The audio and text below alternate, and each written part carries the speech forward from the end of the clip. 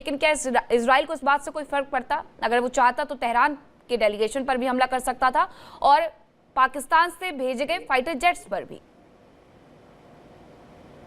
नहीं, probably Israel ने ये सोचा नहीं होगा कि ये एयरक्राफ्ट शायद एस्कॉर्ट करा जाएगा पाकिस्तान के द्वारा।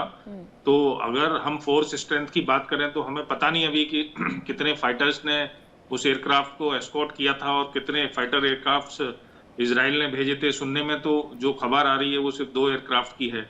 तो कई बार ऐसा होता है कि जब अनएक्सपेक्टेड आपके सामने होता है तो आपको मिशन कॉल ऑफ करना पड़ता है। कई बार अमेरिका का प्रेशर भी हो सकता है कि उसे, अगर अमेरिका को ये इन्फॉर्मेशन मिली कि इजराइल नहीं मान रहा है और इजराइल इस चीज को अंजाम देना चाहता है, क्योंकि पाकिस्तान ने, ये रिपोर्ट तो सही है कि पाकिस्तान ने अमेरिका को ये वार्न किया था कि अगर इजराइल की लिस्ट में रागाची और गलीवॉफ के नाम है तो सिर्फ यही 2 लोग तो हैं जो नेगोशिएटर हैं।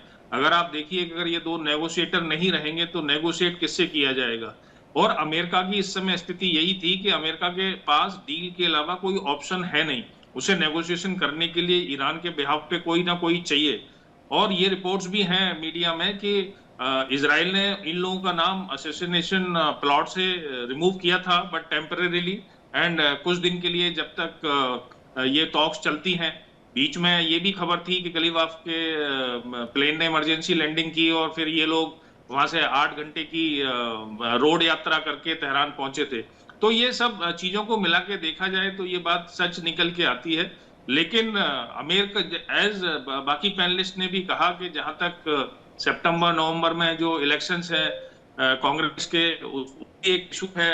और बढ़ती एनर्जी सिक्योरिटी, सब देशों की जो चिंता है वो एक इशू है।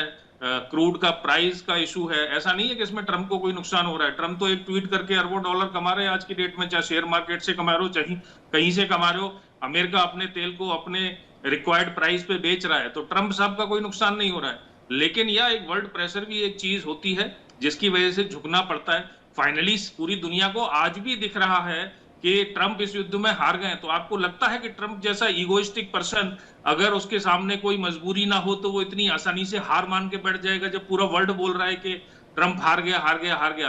तो वही मेरे ख्याल से, मुझे भी वही लगता है कि जो सितंबर टू नवंबर, आई थिंक 15 नवंबर तक जो इलेक्शंस हैं, अगर रिपब्लिकन उसमें जीत जाते हैं तो जो ट्रंप साहब कहते हैं कि I will lose hello on Iran, वो एक सच्चाई भी हो सकती है।